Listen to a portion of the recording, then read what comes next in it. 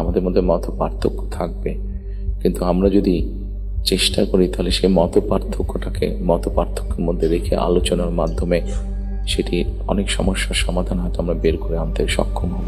আগামী 5টা বছর দেশের স্থিতিশীলতার জন্য আমরা সর্বোচ্চ কি করতে পারি? আমরা কি কোনো সমন্বিত চিন্তা করতে পারি?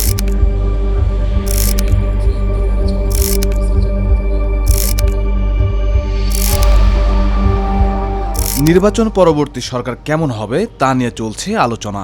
রাজনৈতিক দলগুলো কখনো সরাসরি আবার কখনো আকারে ইঙ্গিতে জানাচ্ছে তাদের অবস্থান।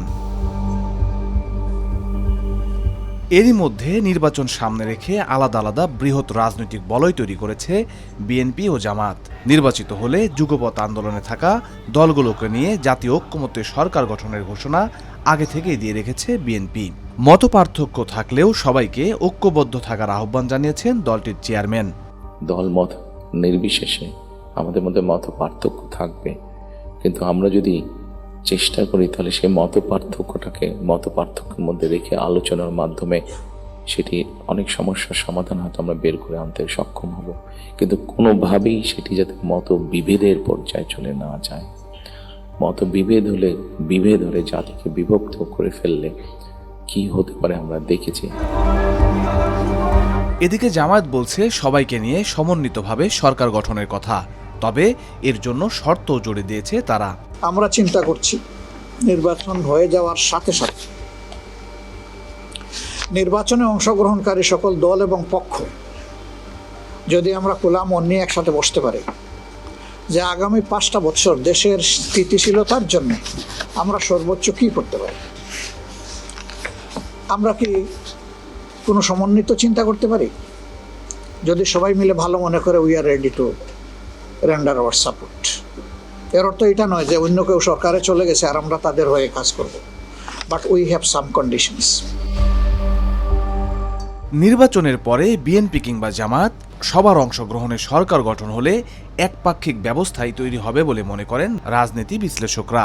নির্বাচিত সরকার যখন জাতীয় সরকারে পরিণত হবে সেখানে স্বাভাবিকভাবেই সরকারের বিরোধী যারা থাকার কথা তারা সেইভাবে তো থাকতে পারবে না জাতীয় সরকারে।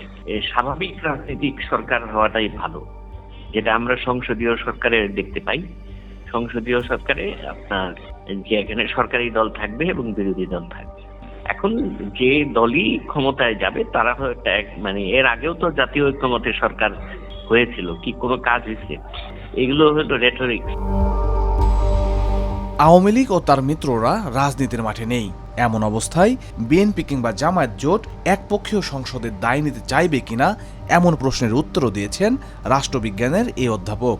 তাদের তো তকমা নিতেই পারে, তারা হলো যে তারা রাজনৈতিক স্বার্থে যেতে পারে, কিন্তু আলটিমেটলি এতে কোনো জনগণের কোনো লাভ হবে না। সরকারে আমরা যে সুশাসন চাই সরকারের মাধ্যমে সেই সুশাসনটা আসবে না, কারণ আপনার ওই বিএনপির সাথে তো জামাত ছিল 2001 থেকে। তো বিএনপি যত ধরনের অন্যায় ত্রুটি এগুলো কি জামাত সঠিকভাবে সমালোচনা করেছে? তখন তারা তো করেনি, বা তারা করতে পারেও নেই। এটা হলো এক ধরনের ভোট ক্যাচিং স্লোগান দেওয়া আর কি। আমি মনে করি জাতীয় সরকার হওয়ার মতো কোনো বাস্তবতা বাংলাদেশে নাই। দেশ পরিচালনায় সহযোগিতা করা নাকি ক্ষমতার অংশীদার হওয়া, রাজনৈতিক দলগুলোর এসব বিষয়ের সিদ্ধান্ত থেকে বোঝা যাবে কেমন হতে যাচ্ছে আগামী সংসদ।